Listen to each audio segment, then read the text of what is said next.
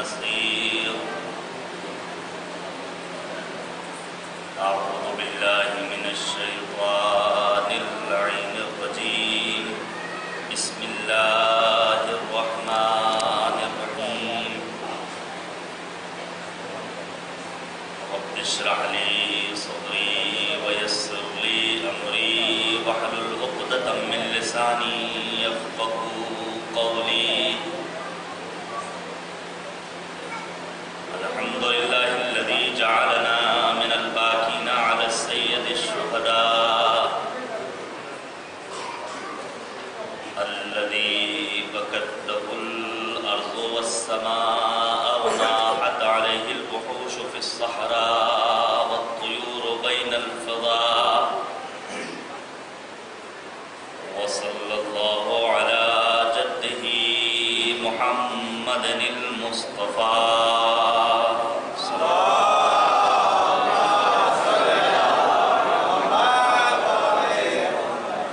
وعلى أبيه علي المرتضى وأمه سيدة النساء وأخيه أخي العلم والوفاء وبقية الأئمة الهدى وأنصاره المرملين بالدماء وسائر المستشهدين في أرض كربلاء. واللعنة الدائمة الباقية على قاتليه الأعداء وظالميه الأشقياء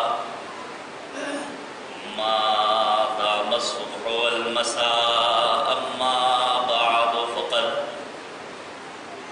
قال الله تبارك وتعالى في القرآن الحكيم وهو أصدق الصادقين وقوله الحق. أعوذ بالله من الشيطان الرجيم. بسم الله الرحمن الرحيم. يريدون ليطفئوا نور الله بأفواههم والله متم نوره ولو كره الكافرون.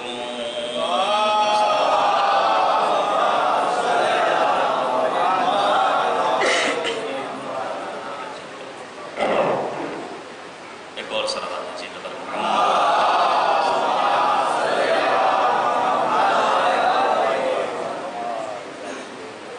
عزیزان گرامی، یہ پہلا اتفاق ہے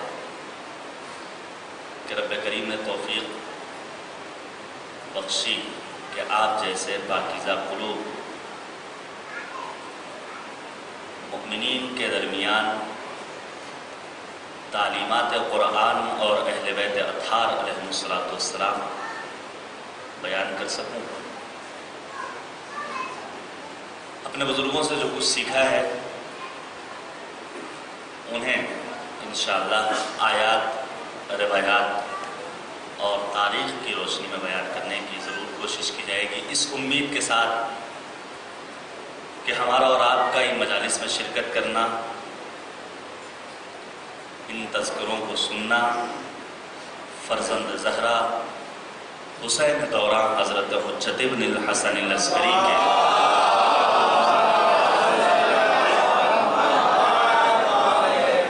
ظہور میں تعجیل کا سبب قرار پائے گا انشاءاللہ تعالی.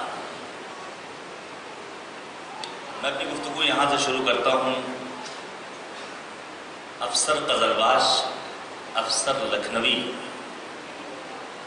ان کے 4 مصرے، تاکہ یہ ہمیں اندازہ ہو جائے کہ مجالس اعزا کا مقصد کیا ہے، فرش اعزا کیوں بچھائی جاتی ہے، شہدائے کربلا کا تذکرہ ہم سے کیا مطالبہ کرتا ہے، کربلا ہم سے کیا چاہتی ہے، خطیب منبر پر آنے کے بعد کن باتوں کو بیان کرے اور سامعین کن باتوں کو سنیں اور کن باتوں کو ان سے چاہا گیا ہے. وہ کہتے ہیں کہ ہم ہی نے گیسوئے تہذیب بھی سوارے ہیں، ہم ہی نے گیسوئے تہذیب بھی سوارے ہیں، فراز دار پہ بھی تذکرے ہمارے ہیں.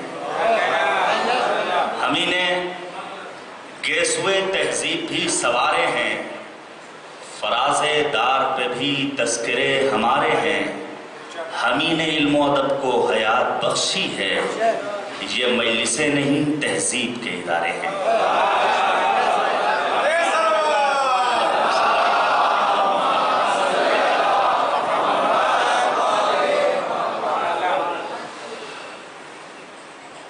مصباح الہدیٰ معدن صدق و صفا، مصدر اخلاص و وفا، چہرہ اسلام کی ضیاء، فرزند مصطفیٰ، دلبند مرتضیٰ، نور نظر فاطمۃ الزہرا، سید الشہداء،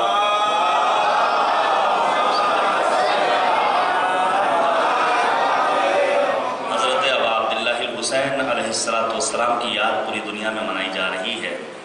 مالک کرم کہ ہماری زندگی کا ایسا محرم کہ اس میں بھی ہم تذکرہ کر سکیں سید الشہداء کا۔ انشاءاللہ ان مجالس میں جو چند راتوں میں آپ کے درمیان رہنے کا شرف حاصل کر رہا ہوں، ہر روز ایک حدیث آپ کی خدمت میں پیش کرنے کی سعادت حاصل کروں گا، سید الشہداء سے متعلق، کربلا سے متعلق، عزاداری سے متعلق، تاکہ ہم ان احادیث کو سن کر اپنے وجود کو ان نورانی کلمات سے بابرکت بنا سکیں انشاءاللہ۔ کوشش ہوگی کہ ایک مسئلہ شریعہ آپ کے سامنے بیان کیا جائے اور کچھ دیر گفتگو کی جائے خود قرآن کریم کے سلسلے میں۔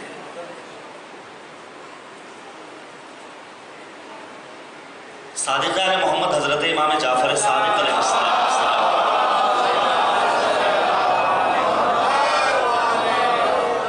مولا امام صادق نے فرمایا، اور اس حدیث کو سننے کے بعد ہم جتنا ناز کریں اپنے اوپر کہ ہم عاشق حسین ابن علی ہیں وہ کم ہے۔ مولا امام صادق نے فرمایا، من اراد اللہ بہ الخیر قذف اللہ فی قلبہ حب الحسین، پروردگار جس کے ساتھ نیکی کا ارادہ کرتا ہے، یہ ارادہ ہمارا اور آپ جیسا ارادہ نہیں کہ ابھی نماز پڑھ لیں گے، ہمارا ارادہ ہے کہ کسی غریب کی مدد کر دیں گے، نہیں، انما امرہ اذا اراد شیئا ان یقول لہ کن فیکون، ارادہ پروردگار کن فیکون کی منزل میں ہے۔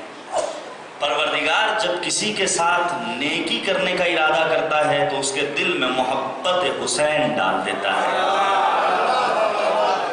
اور اس کے بعد روایت کا دوسرا حصہ، ومن اراد اللہ بہ الشر، پروردگار جس کے لیے برائی چاہتا ہے اس کے دل میں بغض حسین ڈال دیا کرتا ہے۔ ہم اور آپ محب حسین ابن علی ہیں، یہ محبت برقرار رہے۔ آپ پہنچیے سرزمین عاشقان کربلا معلیٰ، جہاں لاکھوں کی تعداد میں عاشقان سید الشہداء دنیا کے گوشوں کنار سے آتے ہیں، خالی ہاتھ آتے ہیں، جب ہسائی کرتے ہیں دامن مراد بھر کر واپس جاتے ہیں۔ مسئلہ شریعہ آج کا سن لیجئے۔ ایک سوال ہوتا ہے، چونکہ ہمارا موضوع گفتگو ہے کربلا اور انتظار، ہمیں اپنے سماج کو ایک مہدوی سماج بنانا ہوگا، ایک ایسا معاشرہ کہ جس معاشرے کے ذریعے پروردگار خود وقت کے امام کو اجازت دے، ہاں اب جاؤ وقت ظہور آن پہنچا ہے، توجہ کیجیے گا۔ انشاءاللہ آئندہ آنے والے دنوں میں اس مسئلے کی مزید وضاحت ہوگی خود روایات کی روشنی میں۔ سوال دریافت کیا گیا مراجع سے کہ اگر کسی مجلس میں تبرک تقسیم ہو رہا ہے، اب یہ سوال پیدا ہوتا ہے یہ تبرک کس پیسے سے مہیا کیا گیا، کیا اس کا خمس نکالا گیا تھا یا نہیں نکالا گیا تھا؟ ایسی صورت میں تبرک کا کیا کیا جائے؟ کھایا جائے کہ نہ کھایا جائے، لیا جائے کہ نہ لیا جائے؟ مشتبہ ہے وہ تبرک۔ اہل بیت اطہار علیہ السلام کی بارگاہ میں جو نذرانہ پیش کرنا ہے، جو تبرک پیش کرنا ہے، جو نیاز پیش کرنی ہے، جو ان کی راہ میں خرچ کرنا ہے، وہ خالص مال درکار ہے، وہ ایسا مال کہ جس میں کسی قسم کا کوئی شبہہ نہ پایا جائے، کوئی مشتبہ چیز موجود نہ ہو۔ انشاءاللہ روایت پیش کروں گا آپ کی خدمت میں کہ جب امام کی خدمت میں رکوع میں شریعہ آتی تھی تو امام کس انداز سے اس مال کو الگ کر دیا کرتے تھے جو حرام ہوا کرتا تھا۔ تو کیا کیا جائے معلوم نہیں ہے، صرف شک ہے کہ اس کا خمس نکلا یا نہیں نکلا ہے۔ مراجع نے کہا کہ ایسی صورت میں چونکہ صرف شک ہے لہذا شک پر بنا نہ رکھی جائے، انسان کھا لے، اس تبرک کو استعمال کر لے۔ لیکن اگر انسان یہ چاہتا ہے کہ ولایت پروردگار کے اعلیٰ مرتبے پر فائز ہو تو اسے اس مشتبہ مال سے پرہیز کرنا چاہیے۔ تو عزیزان گرامی، قرآن کریم پروردگار کی وہ پاکیزہ کتاب کہ ذالک الکتاب لا ریب فیہ، اس میں شک و شبہے کی کوئی گنجائش نہیں۔ ایسی کتاب کہ لو انزلنا هذا القرآن على جبل لرأيته خاشعا متصدعا من خشیۃ اللہ، اگر یہ پہاڑوں پر نازل ہو جائے قرآن تو پہاڑ بھی خوف خدا سے ریزہ ریزہ ہو جائے۔ ایسی کتاب جو 14 صدیوں سے عالم انسانیت کے سامنے چیلنج بنی ہوئی ہے۔ قل، اے میرے حبیب کہہ دیجئے، ان کنتم فی ریب مما نزلنا علی عبدنا فأتوا بسورۃ من مثلہ وادعوا شہداءکم من دون اللہ ان کنتم صادقین۔ اگر انہیں قرآن کے الہی کتاب ہونے میں شک ہے تو وہ اس جیسی کوئی ایک کتاب لے آئیں، کوئی ایک سورہ لے آئیں۔ اگر یہ اپنے دعوے میں سچے ہیں اور پروردگار کے علاوہ جسے چاہیں اپنا یاور بنا لیں، اپنا معین بنا لیں، اپنا مددگار بنا لیں، اپنا ناصر بنا لیں۔ 14 صدیاں گزر گئیں، کسی ایک سورے کا جواب تو دور کی بات ہے، کسی ایک حرف کا عالم انسانیت جواب نہیں لا سکا ہے۔ توجہ کیجئے گا، ایسی کتاب کہ لا رطب ولا یابس الا فی کتاب مبین، دنیا کا ہر خوشک و تر اس قرآن میں موجود ہے۔ ایسی پاکیزہ کتاب کہ لا یمسہ الا المطہرون، صاحبان طہارت کے علاوہ کوئی دوسرا اسے مس نہیں کر سکتا ہے۔ اچھا، المیہ یہ ہے ہمارا کہ ایام غم میں، فصل ازاں میں، موسم ازاں میں، ماہ محرم و سفر میں اگر ہم قرآن کی گفتگو کرتے ہیں تو آج کا ہمارا مومن بھائی حسین کا عزادار، سید الشہداء کا عاشق، اہل بیت کا چاہنے والا یہ کہتا ہے یہ ماہ رمضان کی گفتگو، مولوی صاحب آئے ممبر پر بیٹھ کر کے قرآن کی گفتگو کر کے چلے گئے۔ لیکن عزیزوں، میں اکثر ایک جملہ کہا کرتا ہوں، توجہ کیجئے گا، وہ انسان حسینی ہو ہی نہیں سکتا جو قرآنی نہ ہو۔ اگر حسینی بننا ہے تو خود کو قرآنی بنانا پڑے گا۔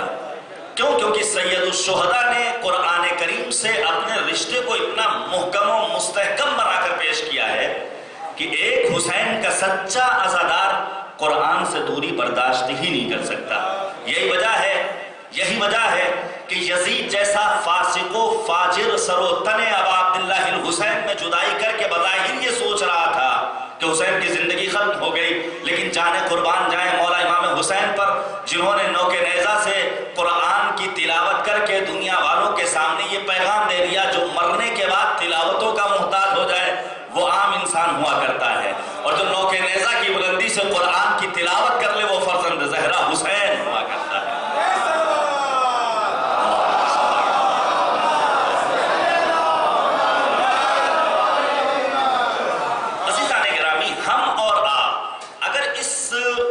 نتیجے تک پہنچ جائیں کہ اگر سید الشہداء نے کربلا میں قربانی نہ پیش کی ہوتی تو نہ عبادتیں باقی رہتی، نہ ماہ رمضان میں تلاوت قرآن کا لطف باقی رہتا، نہ پروردگار کی اطاعت باقی رہتی۔ یہ ساری چیزیں صدقہ ہیں اس ایک شہادت سید الشہداء عبداللہ الحسین۔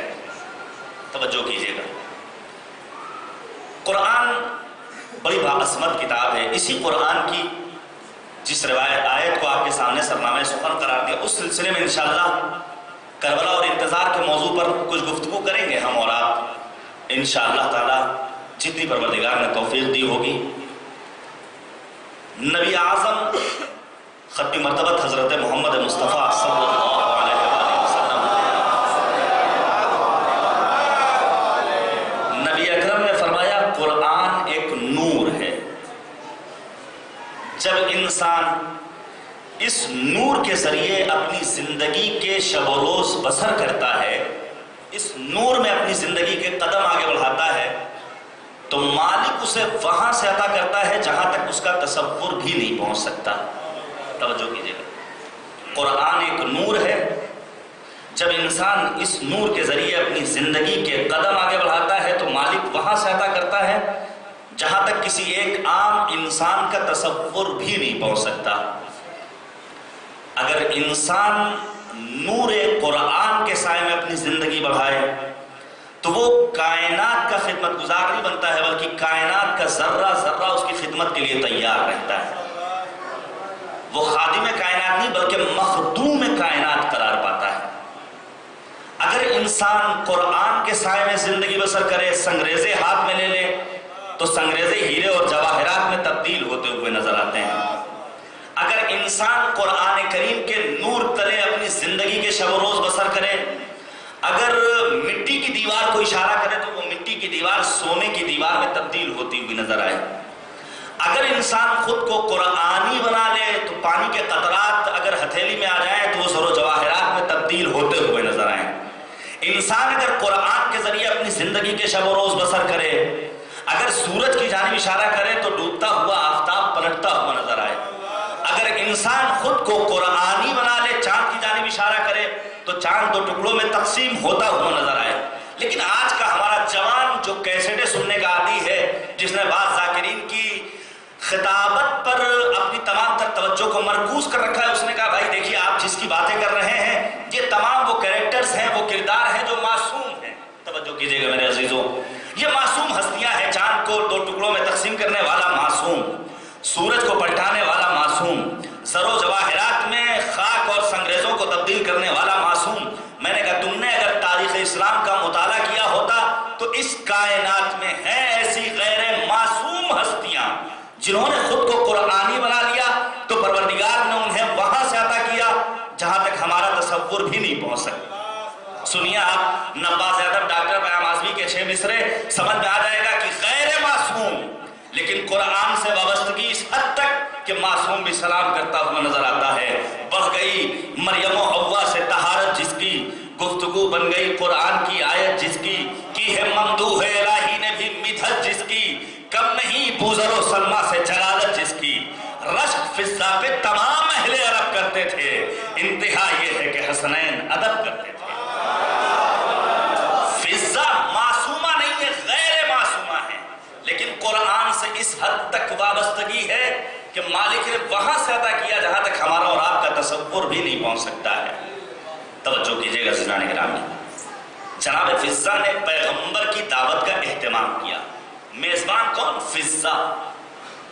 مہمان کون؟ نبی اعظم، خاتم النبیین، رحمت للعالمین، طٰہٰ نبی، یاسین نبی، جسے مزمل و مدثر کہا پروردگار عالم نے۔ لیکن جناب فضہ شایان شان نبوت دعوت کا اہتمام نہیں کر سکی۔ ہمارے یہاں کیا ہوتا ہے، کوئی مہمان آنے والا ہوتا ہے، بالفرض جیب میں پیسے نہیں ہیں تو ہم جاتے ہیں اپنے پڑوسی کی خدمت میں، اپنے بھائی کی خدمت میں، اپنے اعزاء کی خدمت میں دستے سوال پھیلا دیتے ہیں۔ بڑا آسان مرحلہ ہوتا ہے، کاش امام سید الساجدین زین العابدین علی بن الحسین علیہ السلام کی دعاؤں کا مجموعہ یعنی کتاب صحیفہ سجادیاں نگاہوں کے سامنے ہم نے رکھا ہوتا، اور اس کے بعد پروردگار کو اپنی تمام تر نیاز اور اپنی حاجات کا مرکز قرار دیا ہوتا، جہاں امام سجاد اپنے جد امیر المؤمنین کی سیرت کی اتباع کرتے ہوئے دستے سوال پھیلاتے ہیں تو مالک کریم کی بارگاہ میں فضہ نبی کی دعوت کر رہی ہیں لیکن شایان شان نبوت دعوت نہیں کر سکی۔ فضہ نے کیا جا کر اپنے پڑوسی کے سامنے ہاتھ پھیلا دیا کہ نکلی عبید الشرف فاطمۃ الزہرا سے جانے کے بعد کہا میری مدد کر تو نہیں۔ فضہ نے وہ کیا جو ابراہیم خلیل خدا نے کیا تھا۔ الحمدللہ مستقل مجلسیں آپ سنتے رہتے ہیں، 2 مہینہ 8 دن یہاں کی انتظامیہ کی کوشش ہوتی ہے کہ اچھے افراد کو جو کچھ دین کی باتیں آپ کے سامنے بیان کریں۔ آپ نے جناب ابراہیم کا وہ مکمل واقعہ بارہا سنا ہوگا، لیکن آج اس زاویے سے سنیے، جناب فضہ نے نبی کی دعوت کا اہتمام کیا، لیکن شایان شان نبوت جب دعوت کا اہتمام نہیں کر سکی تو وہ کیا جو ابراہیم خلیل خدا نے کیا تھا۔ اب ذرا تصور کیجئے، ایک توحید کے پرچار کے نتیجے میں جناب ابراہیم کو سزا دی جاتی ہے، نمرود نے آگ روشن کروا دی، منو لکڑیاں جل رہی ہیں، پرندہ پرواز نہیں کر سکتا ہے۔ جناب ابراہیم دوش فضا پر منجنیق میں سوار ہیں۔ یہ مثل سمجھے سنی ہوگی، ٹوٹتے ہوئے انسان کو تنکے کا سہارا کافی ہوتا۔ جناب ابراہیم دوش فضا پر، آسمان سے فرشتہ چلا، سید الملائکہ آنے کے بعد آواز دیتے ہیں ابراہیم حل لک حاجہ، ابراہیم کوئی ضرورت؟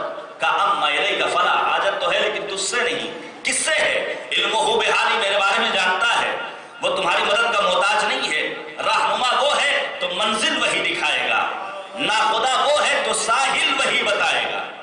جناب ابراہیم کے توکل و اعتماد کو پروردگار نے دیکھا تو آواز دی یا نار کونی بردم و سلام علی ابراہیم، آگ ٹھنڈی ہو جا، ابراہیم کے لیے سلامتی بن جا۔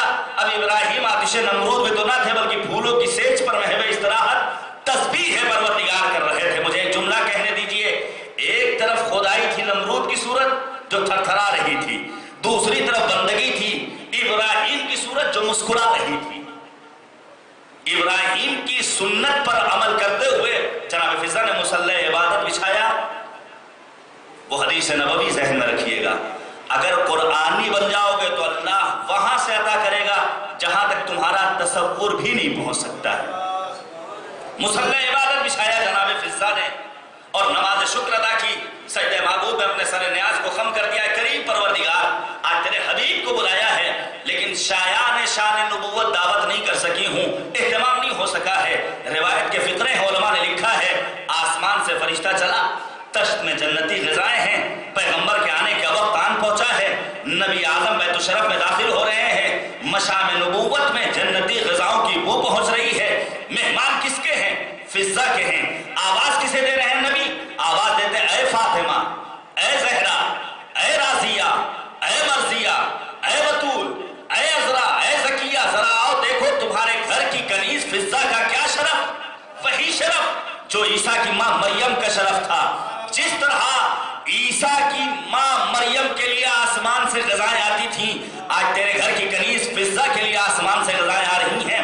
میں کہوں گا اے نبی خدا، کیوں نہ ہو ایسا، اس گھر کی کنیز کا شرف یہ ہے کہ اس کے لیے آسمان سے غذائیں آ رہی ہیں، شہزادی کا شرف یہ ہے کہ ہاتھ کی پکائی ہوئی روٹیاں آسمان پر جا رہی ہیں۔ صلوات بھیجیے گا محمد و آل محمد۔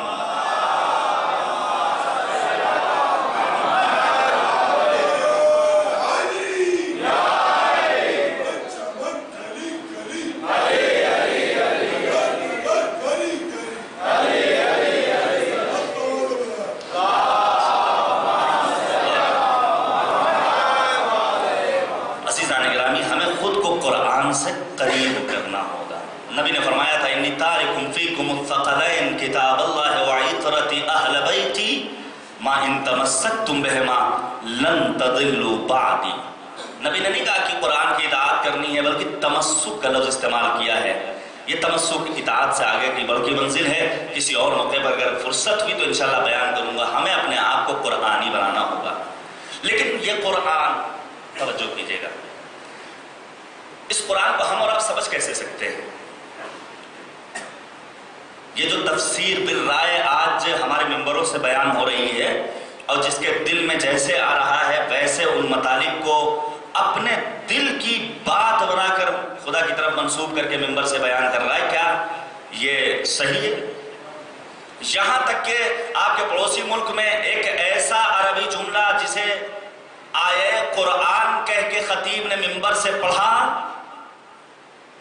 اور ہمارے اندر شعور کی اتنی کمی کہ اسی ہندوستان کی سرزمین پر کتابی شکل میں وہ کتاب آ گئی، قال اللہ تبارک و تعالی، وہ عربی جملہ قرآن کی 6000 سے زائد آیتوں میں وہ آیت موجود نہیں، لیکن چونکہ ہماری سماعت بیدار نہیں ہے، چونکہ ہمارا شعور بلند نہیں ہے، چونکہ ہمارے یہاں فکری عروج اور معراج نہیں پائی جاتی ہے، اس لیے جسے جو چاہتا ہے بیان کرتا ہے اور بیان کر کے چلا جاتا ہے، لیکن وقت آن پہنچا ہے خود کو بیدار کرنے کا۔ بانی تنظیم خطیب اعظم علامہ غلام عسکری اللہ مقامہ بزرگ یہاں بیٹھے ہوئے ہیں، وہ جانتے ہیں انہوں نے کہا تھا عزاداری کے فانوس میں دینداری کی شمع روشن کرو۔ یہ عزاداری دینداری میں اضافے کا سبب قرار پائے انشاءاللہ۔ قرآن کیسے سمجھنا ہے؟ میں نے سورہ صف کی آیہ کریمہ آپ کے سامنے سرنامہ سخن کے طور پر پیش کی۔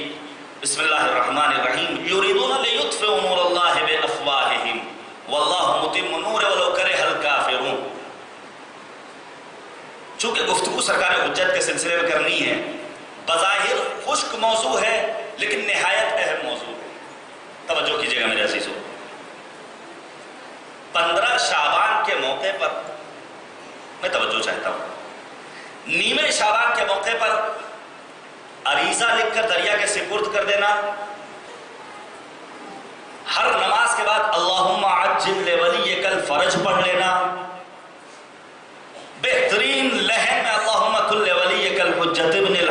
کی تلاوت کر لینا، دعائے الہی عظم البلا پڑھ لینا، یا اس جیسے اور دیگر ان کاموں کو انجام دے دینا جس سے بظاہر ہم یہ سوچتے ہیں کہ نہیں اب وقت کے امام کی آمد کا تمام تر مرحلہ صاف ہو چکا ہے، پروردگار اذن دے دے گا، امام ظہور کر لیں گے۔ نہیں عزیزان گرامی، امام اس طرح آنے والے نہیں ہیں، بلکہ خود کو کربلائی بنانا ہوگا۔ توجہ کیجیے گا، ہمیں خود کو حسینی بنانا پڑے گا، ہمیں اپنے آپ کو سعید و زہیر و حبیب و جون و قاسم و محمد جیسا بنانا پڑے گا۔ جب ہمارا سماج، ہمارا معاشرہ، ہماری سوسائٹی، ہمارے درمیان پائے جانے والے افراد، ہمارا اپنا خانوادہ، ہمارا اپنا گھر ایک کربلائی سماج کی شکل میں لوگوں کی نگاہوں کے سامنے آئے گا، سمجھ جائیے وقت ظہور آن پہنچا ہے۔ وگرنہ آپ لاکھ کہتے رہیے امام کی آمد ممکن نہیں ہے اتنی جلدی۔ یقین دنیا کی تمام تر پریشانیوں کا حل ظہور حضرت حجت ابن الحسن العسکری عجل اللہ تعالی فرجہ الشریف۔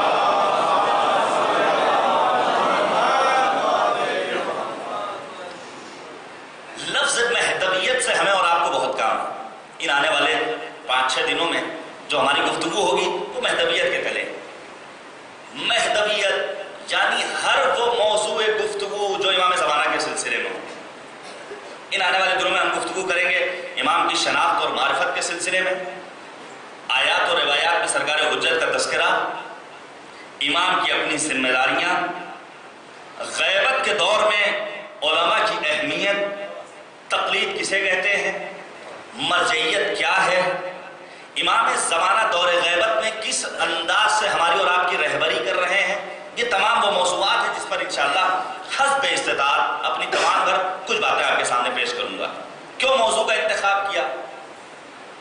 کربلا اور انتظار، مہدویت اور سید الشہداء میں، سرکار حجت میں بڑا گہرا رابطہ، بہت گہرا رابطہ۔ ہمیں اور آپ کو اندازہ ہو یا نہ ہو، توجہ کیجیے گا عزیزان گرامی، میں جلدی سے بات کہہ کر گزرنے کا عادی ہوں، صاحبان ذوق و ادب ہی باتوں کو سمجھ سکتے ہیں۔ ہم اور آپ ان نعمتوں کی عظمتوں کو درک کر سکیں یا نہ کر سکیں، کربلا، انتظار، امام زمانہ، سید الشہداء، عاشوراء، قرآن، اہل بیت، ہم اور آپ اسے سمجھیں نہ سمجھیں لیکن ہمارا دشمن بخوبی اس کو جانتا اور پہچانتا ہے۔ توجہ کیجیے گا میرے عزیزو، چند برس قبل اسرائیل میں ایک کانفرنس ہوتی ہے، ہم اسے ملک نہیں مانتے، کیوں؟ کیونکہ معمار انقلاب اسلامی ایران رہبر کبیر حضرت روح اللہ موسوی خمینی نے اسے ملک نہیں تسلیم کیا ہے، بلکہ ایک کینسر کے مانند ایک ٹکڑا ہے جس کی نابودی کے لیے ہم سب کو بہرحال دعا کرنی چاہیے۔ عالم اسلام کی تمام تر پریشانیوں کا مرکز ہے یہ اسرائیل۔ اسرائیل میں سیمینار ہوتا ہے اور وہاں موضوع گفتگو ہے کہ دنیا میں جتنے مذاہب پائے جاتے ہیں، جتنے دھرم پائے جاتے ہیں، ان تمام مذاہب کے ویک پوائنٹس کیا ہیں، کمزور پہلو کیا ہیں، مثبت پہلو کیا ہیں، مثلا اچھائیاں کیا ہیں، برائیاں کیا ہیں، کمیاں کیا ہیں، اور کون سی ایسی باتیں جو ان کے اندر قابل تحسین۔ کہاں ہو رہی ہے یہ کانفرنس؟ اسرائیل میں۔ تمام مکاتب فکر کے سلسلے میں، تمام مذاہب کے سلسلے میں، تمام دھرموں کے سلسلے میں بات کر چکے۔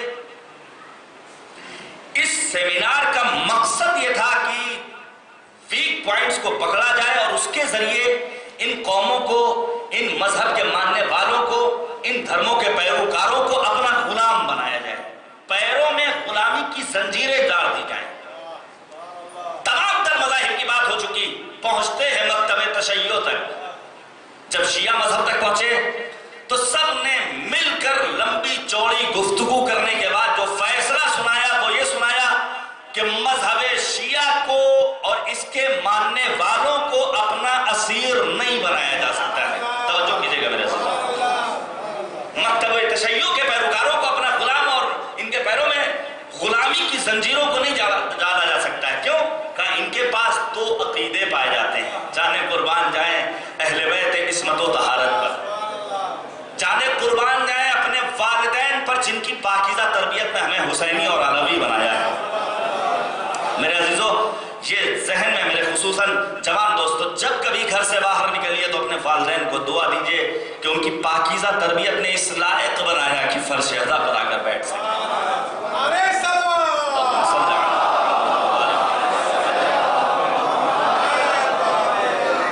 سیمینار میں موضوع گفتگو کے جتنے مذاہب ہیں، کون سے ویک پوائنٹس، کمزور پہلو اور مثبت پہلو مکتب تشیع تک پہنچے کہ انہیں کبھی بھی غلام نہیں بنایا جا سکتا ہے، ان کے پیروں میں غلامی کی زنجیریں نہیں ڈالی جا سکتی۔ کیوں؟ کہا مکتب تشیع کے پاس اڑنے کے لیے دو پر پائے جاتے ہیں، ان کے پاس دو طرح کے عقیدے پائے جاتے ہیں۔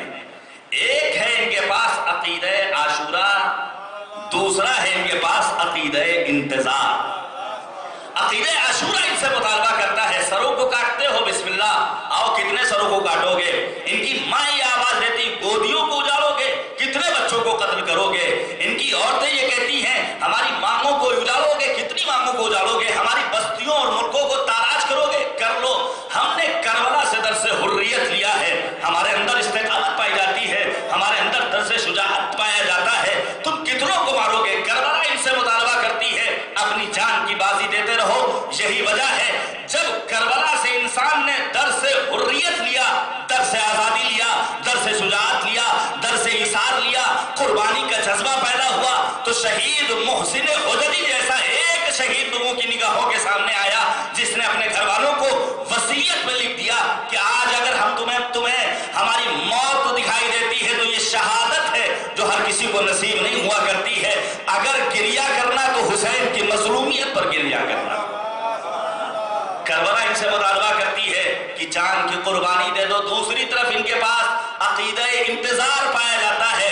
عقیدہ کربلا کہتا ہے جان کی قربانی دے دو، عقیدہ انتظار ان کی خدمت میں عرض کرتا ہے آج جتنے مظالم ہو رہے ہیں برداشت کر لو، جتنی پریشانیاں سہ لو، لیکن آنے والا دن تمہارا ہوگا، حکومت تمہاری ہوگی، اقتدار تمہارا ہوگا، پرچم تمہارا ہوگا، امام تمہارا ہوگا، رہبر اور مقتدا تمہارا ہوگا، اور آنے کے بعد سرکار حجت دنیا سے ظلم کا خاتمہ کریں گے۔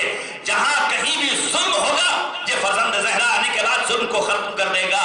یملؤ الارض قسط وعدلا کما ملئت ظلم وجورا، ظلم و جور سے بھری ہوئی دنیا کو عدل و انصاف سے پر کر دے گا فرزند زہرا۔ حضرت حجت کی شکل میں اٹھے گا شور، صفے کارزار سے بھاگو، برس رہی ہے اجل ذوالفقار سے بھاگو، صدا کسی کی نکل کر مزار سے بھاگو، کوئی کہے گا نبی کے دیار سے بھاگو تو قبائے ظلم و تشدد کو پھاڑنے والا پھر آ گیا در خیبر اکھاڑنے والا۔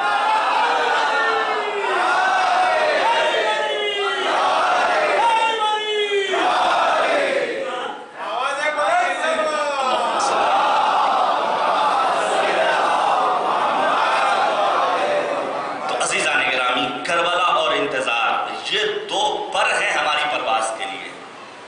ہمیں جہاں کربلا سے درس ایثار اور فیروز لینی ہے اعلیٰ انسانی اقدار، وہیں انتظار کے پرچم تلے اپنے وقت کے امام کی آمد کے لیے اسباب اور راستے فراہم کرنے ہیں۔ قرآن کریم کا آپ مطالعہ کیجئے، 250 سے زائد آیات ہیں اس قرآن کریم میں جو وقت کے امام کے سلسلے میں، ایک دو آیتیں نہیں ہیں۔ اسے ہم نے بھی تسلیم کیا ہے، شیعہ علماء نے بھی لکھا ہے، اہل سنت حضرات نے بھی اپنی کتابوں میں جگہ دیا ہے۔ 3500 سے زائد روایات ہیں جو کتب اہل سنت اور شیعہ کتابوں میں موجود ہیں۔ کس کے سلسلے میں؟ سرکار حجت کے سلسلے میں۔ یہ پروردگار کی آیت کریمہ جو سورہ صف کی ظاہراً آیت نمبر 8 ہے، یریدون لیطفئوا نور اللہ بافواہہم واللہ متم نورہ ولو کرہ الکافرون۔ بعض افراد یہ چاہتے ہیں کہ نور الہی کو اپنی ناچیز پھونکوں سے خاموش کر دیں، اور اللہ کا ارادہ ہے کہ اسے روشن و منور و تابناک رکھے، کافروں کو کتنا ہی برا کیوں نہ لگے۔ یہ بھی امام کی شان میں نازل ہونے والی آیتوں میں سے ایک آیت ہے۔ کیوں؟ کیونکہ یہاں نور الہی سے مراد نور ولایت اہل بیت اطہار علیہم الصلوۃ والسلام ہے۔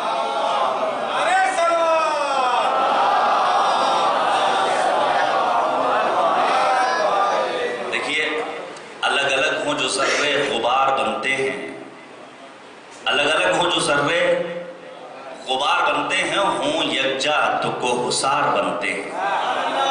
ہم اور آپ بہرحال اتحاد، یک دلی، یک جہتی، ہمدردی کے لیے فرشیدہ پر آتے ہیں، مل جل کر صلوات بھیجیے بر محمد و آل۔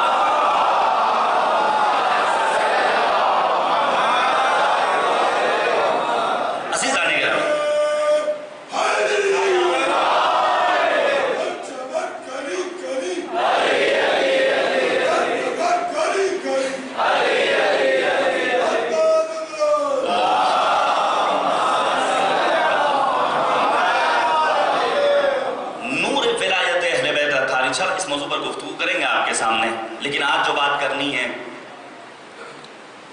مہدویت کا موضوع بہت اہم ہے۔ میں نے عرض کیا آپ کی خدمت میں، 15 شعبان کے موقع پر عریضہ لکھ کر دریا کے سپرد کر دینا بہت اچھا کام ہے۔ نیمہ شعبان کے موقع پر اپنے بزرگوں کے قبرستان میں جانے کے بعد چراغانی کر دینا بہت اچھا کام ہے، لیکن کاش ہمارا سماج یہ سوچتا کہ جو دلوں میں ظلمت و تاریکی پائی جاتی ہے، اسے نورانیت میں کیسے تبدیل کرنا ہے۔ یہ تبھی ممکن ہے جب پیغمبر کی اس حدیث کو صحیح طور پر سمجھ لیا جائے جس میں نبی اعظم نے فرمایا من مات ولم یعرف امام زمانہ فقد مات میتۃ جاہلیہ، جو مر جائے اور اسے اپنے وقت کے امام کی معرفت و شناخت نہ ہو، اس کی موت جاہلیت کی موت ہے۔ وقت کے امام کو پہچاننا یہ ہماری ذمہ داری ہے۔ اچھا، ہمارے لیے کیا یہ قابل صد شکر نہیں کہ مالک کریم نے امام زمانہ کی شکل میں ایک حجت خدا، ایک رہبر، ایک مقتدا، ایک پیشوا دیا جو ہماری رہبری کے لیے کافی و وافی ہے۔ ہمیں اور آپ کو شکر ادا کرنا چاہیے۔ تاریخ اسلام کا آپ مطالعہ کیجئے، جنہوں نے واقعی معنی میں نبی کی نبوت کا اقرار کیا، رسول کی رسالت کی گواہی دی، ائمہ اطہار علیہ السلام سے اپنی محبت و عقیدت کا اظہار کیا، انہوں نے ان شخصیات کو اس طرح جانا جیسا جاننے کا حق تھا۔ ابھی میں آپ کے سامنے 2-3 نمونے پیش کروں گا، آپ دیکھیے کہ سخت سے سخت حالات میں بھی اہل بیت کا چاہنے والا، رسول کی رسالت کی گواہی دینے والا، اسے صرف یہ فکر ہے کہ ہمارے وقت کا امام زندہ ہے۔ ہم اور آپ جب سرکار حجت کی گفتگو کرتے ہیں تو ناز کرتے ہیں کہ ہمارے وقت کا امام زندہ ہے، اور پھر اشعار کی صورت میں بچے بھی پڑھتے ہیں، جوان بھی پڑھتے ہیں، شعراء آ کر پڑھتے ہیں کہ تم اپنی فکر کرو، ہمیں ہے فخر، ہمارا امام زندہ ہے۔ اگر ہمارا امام زندہ ہے تو اب ہماری رسپانسبلٹی کیا ہے، ہماری اپنی ذمہ داری کیا ہے، ہم سے کیا چاہا گیا ہے؟ صدر اسلام سے جن مسائل پر اکثر و بیشتر بحث و مباحثہ، مناظرہ و مناقشہ ہوتا چلا آیا ہے، ان مسائل میں ایک مسئلہ ہے غیبت و وجود حضرت حجت ابن الحسن العسکری عجل اللہ تعالی فرجہ الشریف۔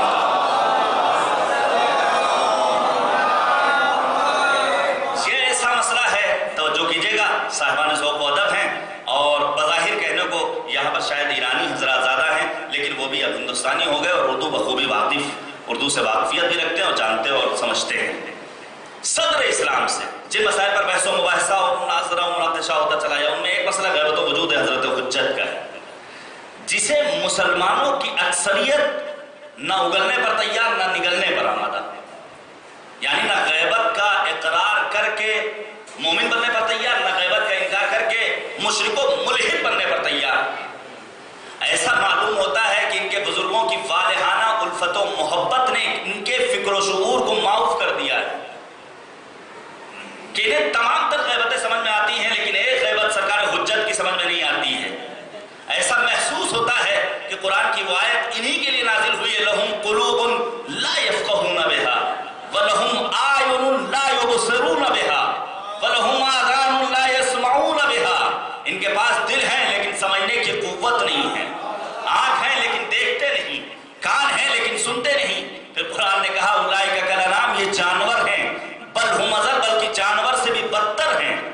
زنجیر مذہب کی، توجہ کیجئے گا، زنجیر مذہب کی پہلی کڑی کا نام توحید، وحدانیت پر انسان کا ایمان اس وقت تک مکمل نہیں ہو سکتا ہے جب تک خدا غیب کا اقرار نہ کر لے۔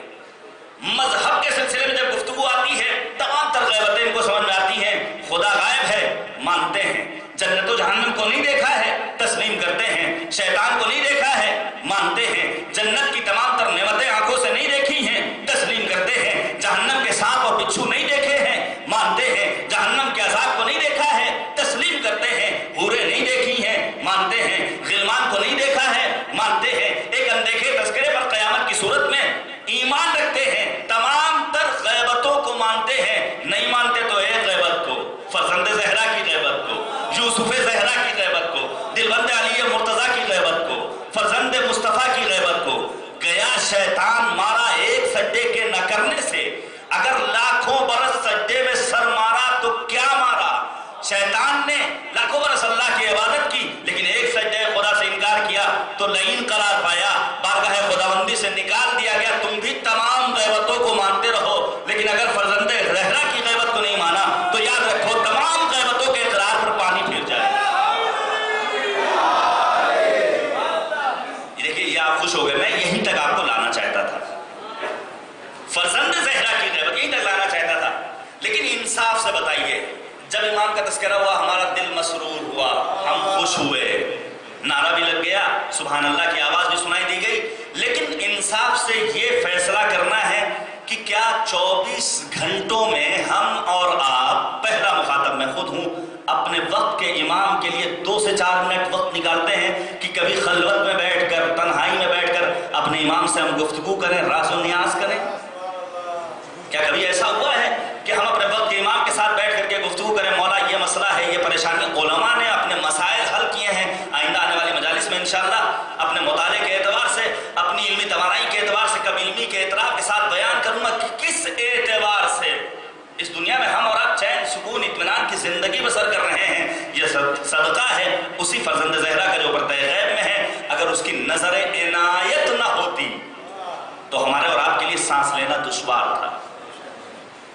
हमें और आपको खुशी मनानी चाहिए कि हमारा वक्त का इमाम जिंदा है।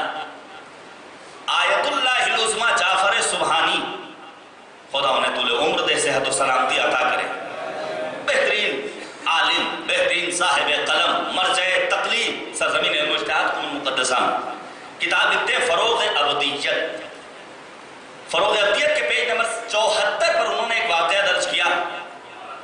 वक्त के इमाम की मारिफत कितनी ज़्यादा अहमियत रखती है। लिखते हैं कि जंग ओहद, नबी को मदीने पहुंचे हुए 2 साल हुए हैं। जंग ओहद के तमाम तर वाक़यात आप सुनते रहते हैं, पेश नज़र हैं। मुसलमानों का लश्कर कामयाबी और कामरानी से बिल्कुल हमकिनार हुआ चाहता है। वक्त करीब है कि फतह ज़फ़र लश्कर इस्लामी का ऐलान हो जाए। नबी ने, तवज्जो कीजिएगा, एक पैगाम यहाँ पर भी आपको देना चाहता हूँ।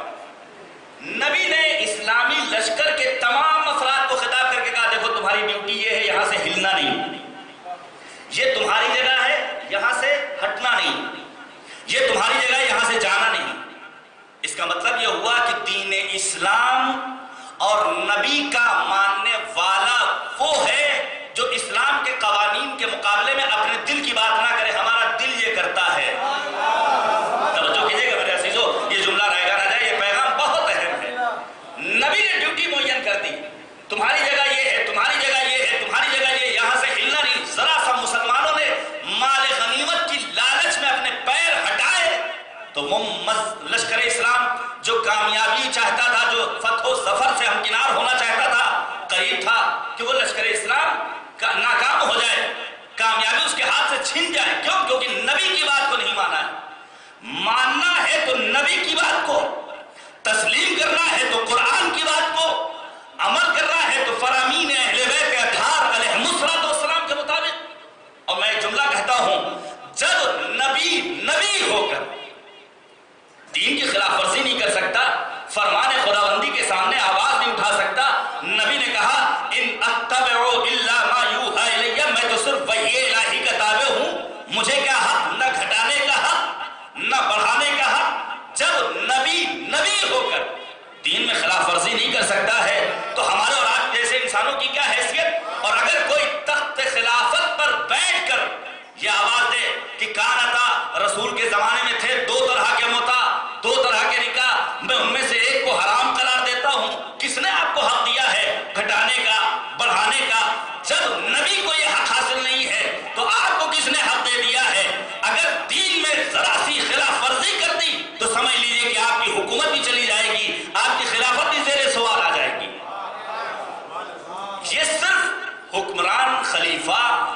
دور کے حاکم، اس دور کے نام نہاد مسلمان کا تذکرہ نہیں ہے. آج ہم سے بھی یہی مطالبہ ہے، وہ کرنا ہے جو اہل بیت نے حکم دیا ہے.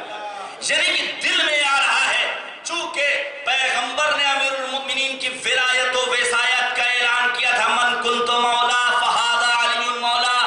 اگر علی کی ولایت نہیں تو گویا کوئی عمل قابل قبول نہیں. علی کی ولایت کے اقرار کے بغیر دنیا کا کوئی عمل قبول نہیں. اب دل یہ کہتا ہے علی کی ولایت سے سرشار ہو کر نماز کی ادائیگی کے لیے جب مصلی عبادت پر جایا جائے تو تشہد میں شہادت ثالثہ پڑھی جائے، علی کی ولایت کی گواہی دی جائے.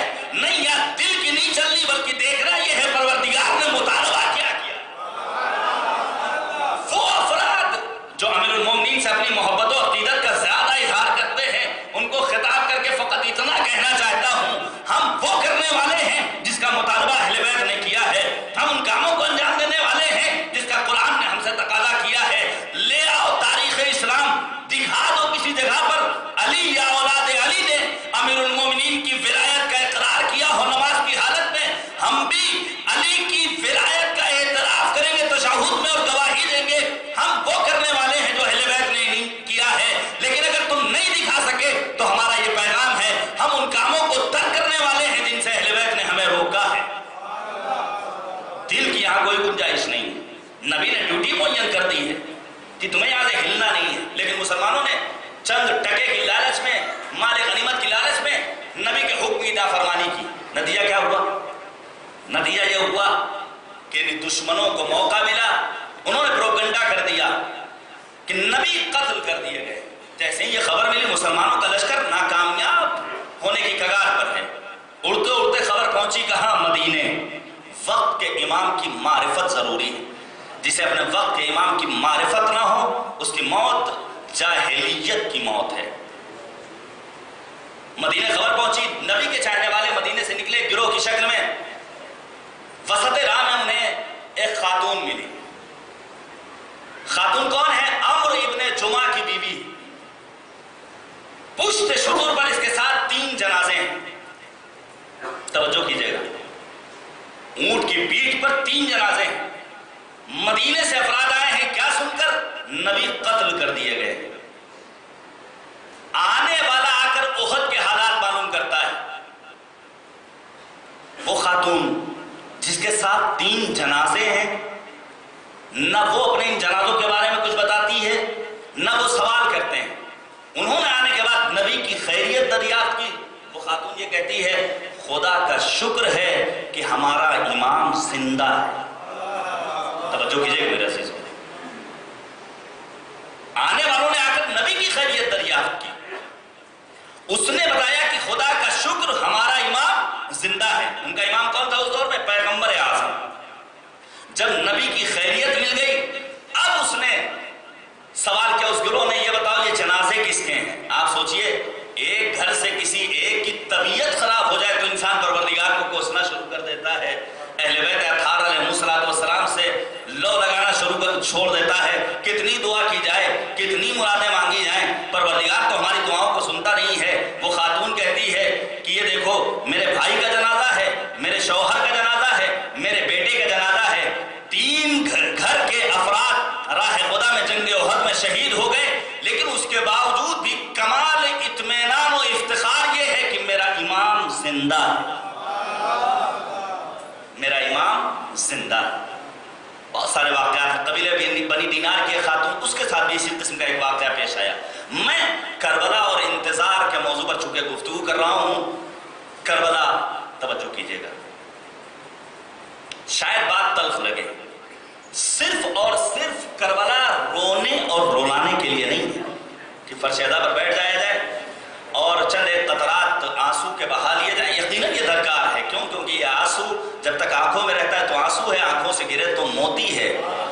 خود مادر سید الشہداء فاطمہ الزہرا آتی ہیں اپنے رومال کو لے کر، ایک ایک عزادار کی خدمت میں پہنچتی ہیں. بڑی عظمت ہے. لیکن اس کربلا سے جو دروس ملتے ہیں ان دروس کو عملی جامہ پہنانا بہت ضروری ہے. آپ توجہ کیجئے.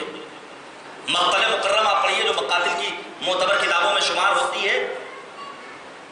کربلا میں کس اعتبار سے اپنے وقت کے امام کو پہچانا ہے اہل بیت کے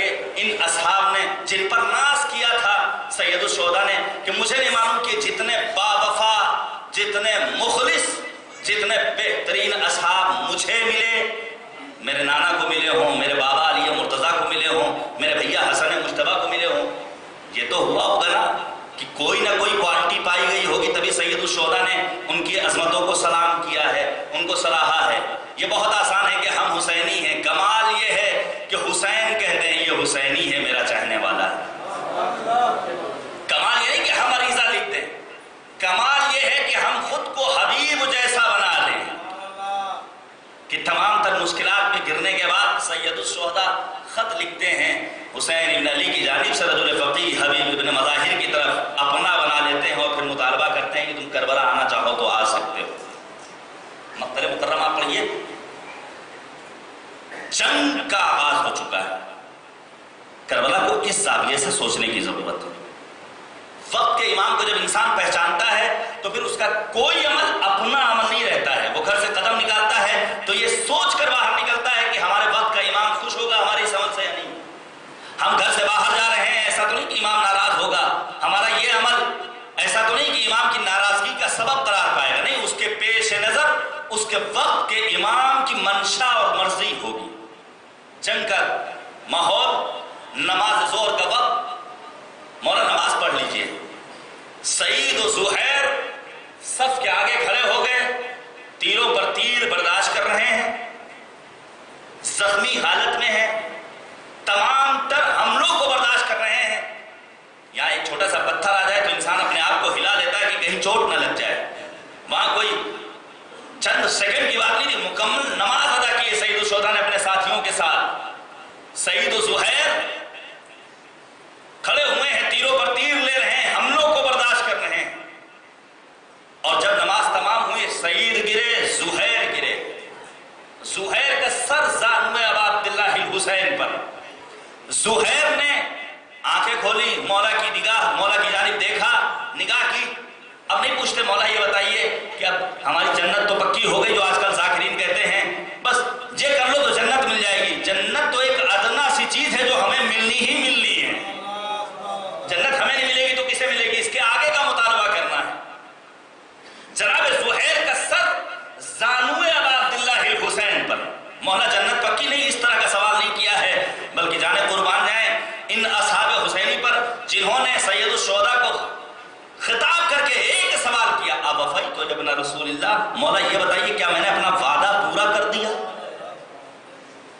یہ بتائیے کیا میں نے اپنا وعدہ پورا کر دیا؟ جب انسان کے دل میں معرفت اہل بیت، معرفت سید الشہداء، معرفت امام زمانہ پیدا ہو جاتی ہے تب اس کا کوئی بھی عمل اپنا نہیں رہتا ہے، بلکہ اس کی مرضی ہوتی ہے کہ مرضی خدا ہے یا نہیں، مرضی اہل بیت اطہار اس میں شامل ہے یا نہیں۔ وقت کے امام کو پہچاننا یہ ہماری ذمہ داری ہے۔ امام کو کیسے پہچانا جائے؟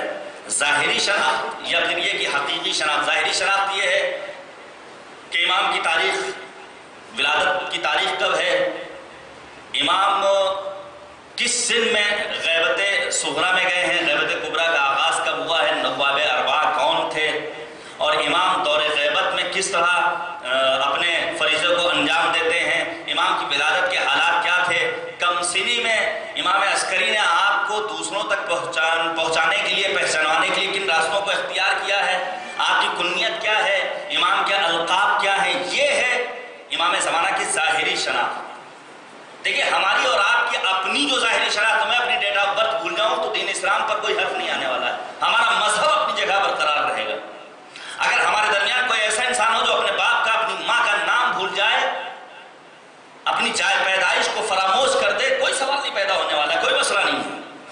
لیکن مقام افسوس ہے اگر ایک حسینی جوان، ایک امام زمانہ کا نام لینے والا جوان، اسے وقت کے امام کی ظاہری شناخت نہ ہو، نواب اربعہ کون تھے، کب امام پیدا ہوئے، غیبت صغریٰ کیا تھی، غیبت کبریٰ کیا تھی، تو واقعی یہاں پر اس کا اسلام خطرے میں دکھائی دیتا ہے۔ اگرچہ یہ ظاہری شناخت حرف آخر نہیں ہے، بلکہ اصل ہے اس ظاہری شناخت کے ذریعے اس حقیقی شناخت تک پہنچنا جو آغا بہجت جیسے انسان کو حاصل تھی، جس کے لیے اولیاء خدا نے قربانیاں پیش کی ہیں، اپنے آپ کو راہ خدا میں صرف کر دیا ہے۔ امام کی شناخت کا حاصل کرنا بہت زیادہ ضروری ہے۔ انشاءاللہ آپ کے سامنے ظاہری شناخت کو بیان کروں گا، لیکن آج 2-3 چیزیں بیان کر کے میں گفتگو تمام کر رہا ہوں، وقت مکمل ہو رہا ہے۔ امام کی ایک ذمہ داری قرآن کی تفسیر کو بیان کرنا۔ امام کی ذمہ داری قرآن کی تفسیر کو بیان کرنا۔ آتا ہے خلیفہ وقت کے پاس ایک گروہ، اور آنے کے بعد اس کے سامنے ایک چور ہے۔ خلیفہ وقت سے سوال کرتا ہے، یہ بتائیے کس کا ہاتھ کہاں سے کاٹا جائے گا؟ قرآن میں پروردگار نے آواز دی، السارق والسارقۃ فاقطعوا ایدیہما، چور ہو یا چوری کرنے والی خاتون اور عورت، اس کے ہاتھ کو کاٹ دو۔ ہاتھ کہاں سے کاٹا جائے گا؟ سوال پیدا ہوا۔ جڑ سے اکھاڑ دیا جائے، کوہنیوں سے کاٹا جائے، کلائی سے کاٹا جائے؟ سوال ہوا۔ لیکن یہ خلیفہ اگر من جانب اللہ خلیفہ ہوتا تو اس کے پاس علم پایا جاتا۔ لوگوں کے انتخاب میں کہاں اتنی قدرت و توانائی کہ وہ علمی گتھی سلجھائے؟ انہوں نے تو ہر قدم پر علی مرتضیٰ کے سامنے آ کر اپنے سر نیاز کو خم کیا ہے، مولا مدد کیجئے، اور بارہا کہا ہے اگر علی نہ ہوتے۔ توجہ کیجئے گا عزیزان کرام، کہاں سے ہاتھ کاٹا جائے گا؟ لیکن خلیفہ وقت کو اس بات کی خبر نہیں ہے، علماء کو بلاتا ہے۔ اس کا مطلب یہ ہوا کہ یہ خلیفہ وہ خلیفہ ہے جو اپنے سے بہتر ان علماء کو سمجھ رہا ہے جسے زحمت دے رہا ہے۔ تو یہاں سے ہٹ جاؤ، علماء کے سپرد کر دو اس تخت خلافت کو، اور جاؤ تم اپنا کام کاج کرو، تم سے بہتر خلافت کر لیں گے۔ علماء آئے، لیکن علماء میں بھی اختلاف پایا گیا۔ کیوں؟ کیونکہ انہوں نے بھی اپنے جیسے انسانوں کے سامنے زانوں عدد طے کر کے علم حاصل کیا تھا۔ کوئی کہتا ہے شانے سے کاٹ دیا جائے، کوئی کہتا ہے کوہنی سے کاٹا جائے، کوئی کہتا ہے کرائی سے کاٹا جائے۔ اختلاف پیدا ہوا، پہنچے در اہل بیت پر 8 برس کا بچہ، جہاں سن، سال، عمر مانے اور رکاوٹ نہیں ہوتی ہے۔ آنے کے بعد اس نے فوراً قرآن کی تفسیر بیان کی۔ وہ آنے کے بعد کہتا ہے آغوش عصمت کا پروردہ ہے کہ قرآن کا بعض حصہ دوسرے بعض حصے کی تفسیر کرتا ہے۔ ان القرآن یفسر بعضها بعض، قرآن کا بعض حصہ دوسرے بعض حصے کی تفسیر کرتا ہے۔ کسی ایک آیت کے ظاہر کو لے کر کوئی فیصلہ نہیں سنایا جا سکتا ہے۔ قرآن میں پروردگار نے اگر کہا ہے چور ہو یا چوری کرنے والی اس کے ہاتھ کو کاٹ دو، دوسری آیت میں مالک نے آواز دی ہے ان المساجد للہ، اعضائے سجدہ یہ پروردگار سے مخصوص ہیں، یہ ہتھیلیاں اعضائے سجدہ میں شامل ہیں، اس میں کسی انسان کو تصرف کرنے کا حق حاصل نہیں ہے۔ اس لیے نہ اس کا ہاتھ یہاں سے کاٹا جائے گا، نہ کوہنیوں سے کاٹا جائے گا، نہ کلائی سے کاٹا جائے گا، بلکہ اس کی انگلیاں کٹیں گی، کیونکہ یہ اعضائے سجدہ میں شامل ہے، یہ ذات پروردگار سے مخصوص ہے۔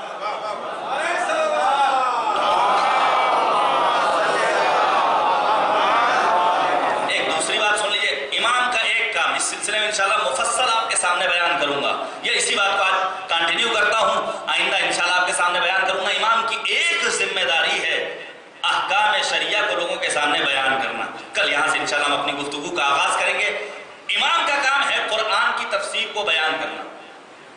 یہ جو آج کے بعض افراد جنہوں نے مدرسے کی چہار دیواری میں شب و روز دن بسر کیے ہوں، اور وہ آنے کے بعد قرآن کریم کی تفسیروں کو بیان کرنا شروع کر دیں، جنہیں اردو بھی صحیح سے نہ آتی ہو، اور وہ عربی کی باتیں کرنے لگیں، یہ کیسے ممکن ہے؟ یہی آیت کریمہ جو سورہ صف کی ہے، توجہ کیجئے گا۔ پروردگار نے آواز دی یریدون لیطفئوا نور اللہ بافواہہم، چاہتے ہیں بعض افراد کی نور الہی یعنی نور ولایت کو خاموش کر دیں، لیکن اللہ چاہتا ہے اس نور کو منور رکھے، ولو کرہ الکافرون۔ قرآن ہے فصاحت و بلاغت کا مجموعہ، توجہ کیجئے گا۔ فصاحت و بلاغت کا تقاضا یہ ہے کہ کسی ایک بات کو دوران خطابت ایک مرتبہ بیان کیا جائے۔ قرآن فصاحت و بلاغت کا مجموعہ ہے، تو آخر پروردگار نے اگر سورہ صف میں آواز دی یریدون لیطفئوا نور اللہ بافواہہم، کیوں کہا یریدون ان یطفئوا نور اللہ بافواہہم سورہ توبہ میں؟ دونوں آیتوں میں ایک حرف کے فرق کے ساتھ ایک بات کو پروردگار بیان کر رہا ہے۔ ایک جگہ یریدون لیطفئوا نور اللہ بافواہہم، دوسری جگہ یریدون ان یطفئوا نور اللہ بافواہہم۔ کس سے پوچھا جائے؟ یہاں کے ذاکرین سے، یہاں کے عام انسانوں سے، ان افراد سے جنہیں قرآن کی تلاوت بھی کرنی نہیں آتی؟ نہیں، پہنچنا ہوگا صاحبان علم کی خدمت میں۔ دین لینا ہے تو صاحبان علم سے، ان سے جنہوں نے دین کی راہ میں زحمتیں برداشت کی ہوں۔ چلیے چلتے ہیں راغب اصفہانی کی خدمت میں، جو لغت شناس ہیں، جنہیں سنی حضرات بھی مانتے ہیں، اہل تشیع بھی تسلیم کرتے ہیں، ہمارے علماء بھی ان کی بات پر کان دھرتے ہیں۔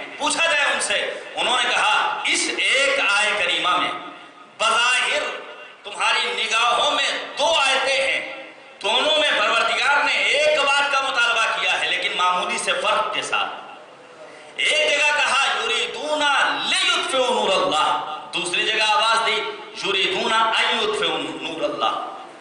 फर्ज कीजिए ये माइक अगरचे बहुत उम्दा है, मुझे जहमत दे रहा है, मेरी आवाज आप तक नहीं पहुंच रही, इसे मुझे हटाना है यहां से। इसे हटाने की दो सूरतें हो सकती हैं, मैं उठूं, उठने के बाद इस माइक को ले जाकर के किनारे रख लूं और फिर आकर मिंबर पर बैठ जाऊं। दूसरी सूरत यह है कि अपने किसी भाई से, किसी अजीज से तकाजा करूं, भैया ऐसा है कि ये तुम माइक हटा दो और इसके बाद हम तुम्हें 50 रुपए देंगे। तवज्जो कीजिएगा, परवरदिगार ने कुरान करीम में एक बात को दो अलग अलग आयतों में बयान किया है, मुख्तसर से फर्क के साथ। ये फर्क कौन बयान करेगा? साहिबान इल्म बयान करेंगे। इमाम का काम है तफसीर को बयान करना। माइक या मैं खुद हटाऊं या कोई अजीज आए और आने के बाद हटा दे, उसके बाद मैं उसे कुछ उजरत दे दूं। परवरदिगार आलम ने, राग़िब इस्फहानी कहते हैं, इसी बात को इन दो आयतों में बयान करने की कोशिश की। तवज्जो कीजिएगा, अगर दुनिया का कोई इंसान ये चाहता है कि वो नूर इलाही यानी नूर विलायत अहले बैत अतहार को बराह रास्त खामोश करे तो उसे कामयाबी मिलने वाली नहीं है। अगर कोई ये चाहता है दूसरे को हायर कर ले, पैसा देकर, डॉलर देकर, असलहा देकर, तकफीरी बनाकर, तभी उसे उसके मकसद में कामयाबी मिलने वाली नहीं है। नहीं, शायद अभी भी बाज़ अफराद के जहन वहां तक नहीं पहुंचे हैं। नूर इलाही यानी नूर विलायत अहले बैत इस्मत व तहारत। अगर आज की सुपर पावर, आज की सबसे बड़ी हुकूमत अमेरिका की शक्ल में ये चाहती है कि हम नूर विलायत यानी करबला को अपने जुल्म का निशाना बनाएं और बराह रास्त करबला पर हमला करने की सोचे, तो उसे उसके मकसद में कामयाबी मिलने वाली नहीं है। और अगर इसके बरखिलाफ वो ये चाहती है दाइश जैसी तकफीरी टोली को वजूद में लाए, असलहा दे, मिसाइलें दे, बम के जरिए, डॉलर के जरिए उनको वजूद बख्शे, तब भी उनको उनके मकसद में कामयाबी मिलने वाली नहीं है। क्यों? क्योंकि परवरदिगार ने इस नूर विलायत को रोशन और मुनव्वर रखने का अहद लिया है। तो कैसे मुमकिन है ये नूर विलायत खामोश हो? न दुनिया की कोई हुकूमत, न दुनिया की कोई ताकत, न दुनिया का कोई तकफीर ग्रोह इस नूर को खामोश कर सकता है। करबला बुक़े नूर बनी हुई है, पूरी दुनिया से आशिकान है। अब अब्दुल्लाह हुसैन पहुंचते हैं सरजमीन आशिकान करबलाए मोहल्ला, और जाने के बाद दामन मुराद भर कर वापस आते हैं। आप जाइए करबला, बिलखुसूस अय्याम अरबईन में, जब करोड़ों की तादाद में आशिकान हुसैन इब्न अली पूरी दुनिया से पहुंचते हैं अर्ज़ अदब के लिए, अर्ज़ एहतराम के लिए। मौला कल तो हम न थे, लेकिन आज हैं आप पर अपनी जान कुर्बान करने में हम एक कदम पीछे हटने वाले नहीं हैं। बस मैंने गुफ्तगू तमाम कर दी। ये करबला बड़ी मुसीबतों को बर्दाश्त करने के बाद हम तक पहुंची है। इस करबला की पासबानी हमारा अपना फर्ज है। आप तसव्वुर कीजिए, पूरे साल हमारी कौम के एक फर्द को मुहर्रम का इंतजार रहता है। वो अफराद, हमने तो वतन से दूर जिंदगी बसर की है, हमने देखा है दूसरे मुल्कों में रहने वाले आशिकान हुसैन को जब मुहर्रम का चांद फलक पर नमूदार होता है तो उनके दिल में क्या जोश, जज्बे और वलवले जन्म लेते हैं कि काश माह मुहर्रम का चांद फलक पर नमूदार हो, वो अपने वतन पहुंच जाए। छोटी सी बस्ती क्यों ना सही, एक छोटा सा फरशेदा बिछे, लेकिन वतन रहकर गरीबुल दियार गरीबुल वतन हुसैन को पुरसा पेश करें। कल तक तस्करा हो रहा था असहाब हुसैनी का, और रिवायत पेश की जा रही थी कि इमाम रज़ा ने फरमाया, ए फर्जंद शबीब, अगर गिरिया करना है तो तुम मेरे जद हुसैन पर गिरिया करो, इनको तबाह किया। अगर तुम रोना चाहते हो किसी चीज के लिए तो तुम्हारा गिरिया मेरे जद हुसैन इब्न अली के लिए गिरिया हो। इस गिरिये में बड़ी ताकत है, इस गिरिये में हमारी बका मुज़मर है। रो लीजिए, चंद एक कतरे निकल जाएं, रुमाल सैयदा में जगह पा जाएं, तो यही हमारी शफाअत का जरिया और ज़ामिन और वसीला करार पा सकते। बस मैं एक छोटा सा वाक़या पेश करके आज मसाइब तमाम कर दूंगा। बड़ी मुसीबतों के साथ ये करबला हम तक पहुंची है। आप सोचिए, क्या वो मुसीबत कम थी कि ज़हरा का लाल फरजंद मुस्तफ़ा एक छोटे से काफिले को लेकर आया है करबला के मैदान में? क्या हुसैन के लिए मुश्किल नहीं थी कि हुसैन अपने जमासाल फरजंद अकबर को मैदान जंग में भेजें, और अकबर को जब बर्छी का फल लगे تو آواز دیں الان انکسر ظہری، کبھی اپنی کمر کے ٹوٹنے کا مرثیہ پڑھتے ہیں سید الشہداء، کبھی آواز دیتے ہیں یا بنی بعدک الوفا، ہے بیٹا تیرے بعد زندگانی دنیا پر خاک ہے۔ کس کس کا گریہ اور ماتم کیا ہے سید الشہداء حسین ابن علی نے، کتنے جنازے اٹھائے ہیں، لیکن لب پر فقط ایک جملہ ہے، معبود تیری مرضی پر ہم راضی ہیں، یہ میری تمام تر قربانیاں صرف تیری مرضی کے حصول کی خاطر ہیں۔ خدا کسی غم میں نہ رلائے۔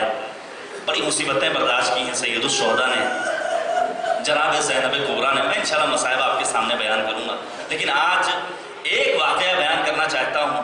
آپ سوچئے کن مصیبتوں کے ساتھ یہ کربلا ہم تک پہنچی ہے۔ متوکل صفت نہ جانے کتنے افراد اس روئے زمین پر آئے جنہوں نے کربلا جانے پر پابندی آئے۔ کربلا نہیں جانا ہے، کربلا نہیں جانا ہے، جگہ جگہ افراد بیٹھے ہوئے ہیں۔ آج بھی ہیں ایسے افراد جن کی یہ کوششیں ہیں، پائی جاتی ہیں ایسی ٹولیاں جو یہ چاہتے ہیں کہ کربلا کے راستے پر پابندی عائد کر جائیں، لیکن عباس کا علم اٹھانے والے، عزم حسینیوں، عزم زینبی رکھنے والے جوان، ہماری مائیں، ہماری قوم کے بچے جاتے ہیں کربلا اور دنیا والوں کے سامنے پیغام دیتے ہیں، دیکھو ہم کس عقیدت و احترام کے ساتھ آ رہے ہیں، نہ ہمیں موت کی پرواہ ہے، نہ ہمیں اپنی زندگی کی پرواہ ہے، بلکہ ہماری زندگی کا لہجہ لہجہ وقف ہے برائے حسین ابن علی۔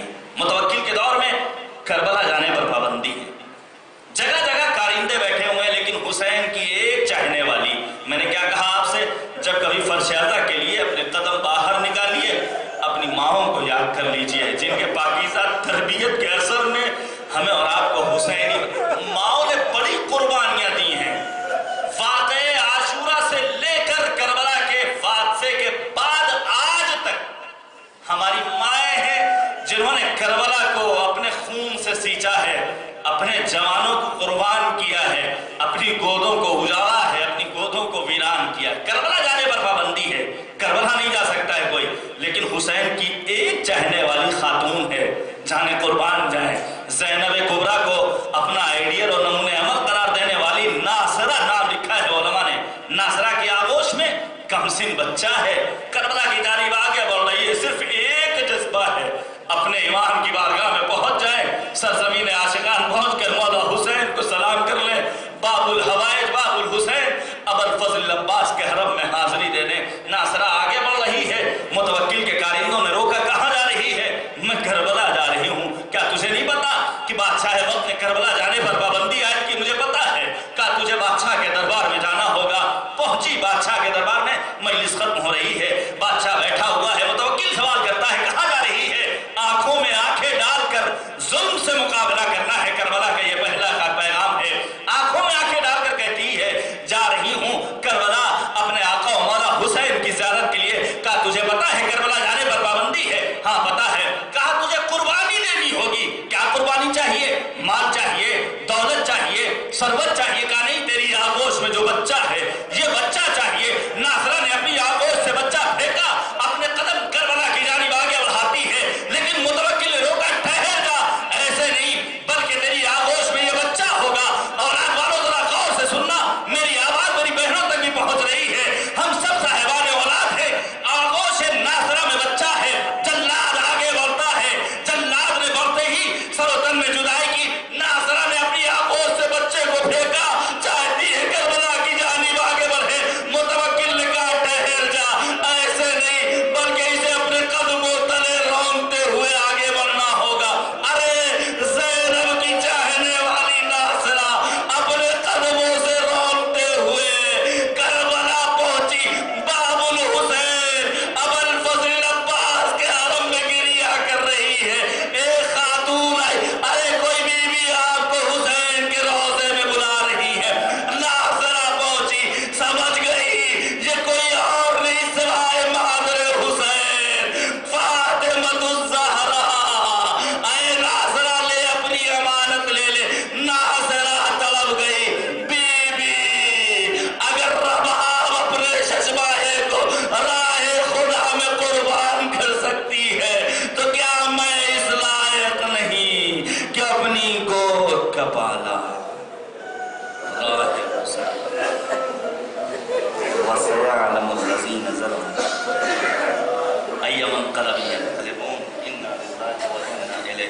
رضا بقضائه وتسلیما لأمره الہی لا معبود سواک بسم اللہ الرحمن الرحیم اللہم عرفنی نفسک فإنک إن لم تعرفنی نفسک لم أعرف رسولک اللہم عرفنی رسولک فإنک إن لم تعرفنی رسولک لم أعرف حجتک اللہم عرفنی حجتک فإنک إن لم تعرفنی حجتک ضللت عن دینی اللہم لا تمتنی میتتا جاہلی ولا تزغ قلبی بعد اذ ہدیتنی معبود ہماری اس عبادت کو قبول فرما اے کریم پروردگار فرزند زہرا حضرت حجت کے ظہور میں تعجیل فرما معبود تجھے واسطہ ہے عظمت سرکار سید الشہداء کو ہمیں کربلا سننے کربلا سمجھنے اور کربلا بولنے کی توفیق عنایت فرما معبود ان دنوں میں نکلنے والے ہمارے آنسوؤں کو رومال سیدہ میں جگہ عنایت فرما معبود ہمارے والدین اگر اس دنیا میں نہیں تو انہیں غریق رحمت فرما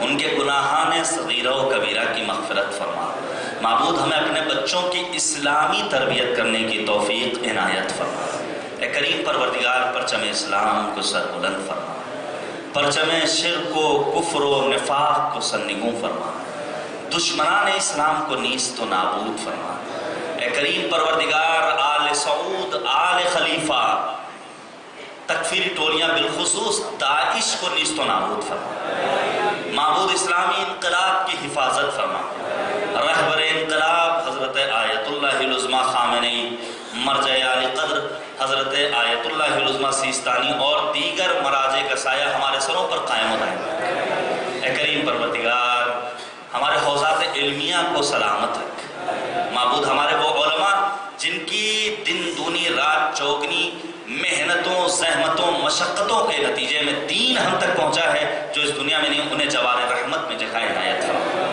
کریم پروردگار ہمارے اعمال کو اس لائق بنا دے کہ امام ہمیں اپنے اعوان و انصار میں شمار کریں ربنا تقبل منا انک انت السمیع العلیم